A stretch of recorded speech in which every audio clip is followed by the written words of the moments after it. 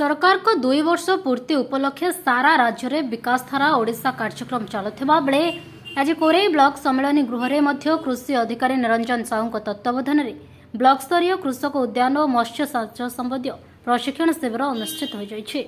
BDO अवनीकांत Sahu सभापतित्व करथिबा बेले अतिथि भाव उद्यान विभाग अधिकारी अम्लानज्योति सर, प्राणी चिकित्सा अधिकारी देवाशीष जेना, सहकारी कृषि अधिकारी मधुमिता बारिक, एफओ अतनु कुमार स्वाई जोगदे विभिन्न विभाग तरफ कृषक और चाषी भाई मानक उन्नत प्रणाली में चाष कर किभली सरकार को योजना गुड़िकर सहायता पाइपर से विषय में परामर्श देते। ब्लॉक समस्त पंचायत पाखापाखि 200 चाषी को निमंत्रण कर प्राकृतिक प्रगतिशील कृषि आलोचना कर्मशाला सहित मत्स्य चाष प्रणाली उपरे प्रशिक्षण और आलोचना कर सहित खेत बंचा अभियान में सामिल होगा सहित सुस्थ माटी, सशक्त कृषक और समृद्ध ओडिशा गठन दिगरे अग्रगति होगापाई कृषि अधिकारी परामर्श देते। नमस्कार, मोज Niranjan Sahu, block agriculture officer Korei. आज आमर ये जो प्रोग्राम टी होता कृषक संवाद एटा ब्लॉक स्तरीय प्रोग्राम टी होता जो थी कि आमर प्राकृतिक और प्रगतिशील कृषि तापर आलोचना आम करूँ। विभिन्न लाइन डिपार्टमेंट उपस्थित थे। आमर सभापतित्व करते आमर चेयरमैन, आमर मानवर विधायक रिप्रेजेंटेटिव और मानवर सांसद रिप्रेजेंटेटिव आसते। आमर ये 200 चाषी सभा होता और विभिन्न लाइन डिपार्टमेंट थी विभिन्न जहाँ सब हाइलाइटेड स्कीम था भी आलोचना होती।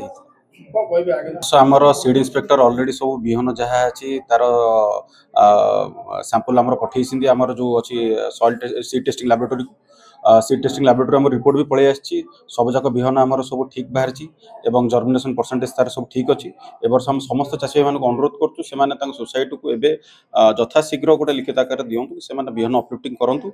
ऑलरेडी आम डीआरसीएस को जनई देचु गोटे चिठी आकार कि आमर से उठे ना। गत वर्ष डर रही सब सोसाइटी मानकर कि वर्ष आम जनई देचु कि आम बिहन सब ठीक आसी। चाषी मान भी अनुरोध से प्रेसर पकड़े आम पैक सोसाइटी निहाती उठेबे। परामर्श दिया विभिन्न लाइन डिपार्टमेंट सब स्कीम कहले आम प्राकृतिक कृषि आम किपर करवा, भर्मी कंपोस्ट व्यवहार किपर करवा, आम ब्रह्मास्त्र निमास्त्र व्यवहार सब किपर करवा चाषी भाई कहला केमी धीरे धीरे आम आगू आमर रासायनिक सार उपर आम आमर डिपेंडेंसी कमेवा और आमर धीरे धीरे ऑर्गेनिक सार को केमी जावा आम आज फोकस करूँ। चाषी मानू विभिन्न लाइन डिपार्टमेंट कौन कौन सब स्कीमेटिक चलती मेन मेन स्कीम जमीक आम एग्रीकल्चर फार्मर रजिस्ट्री चलती भी आम कहलु।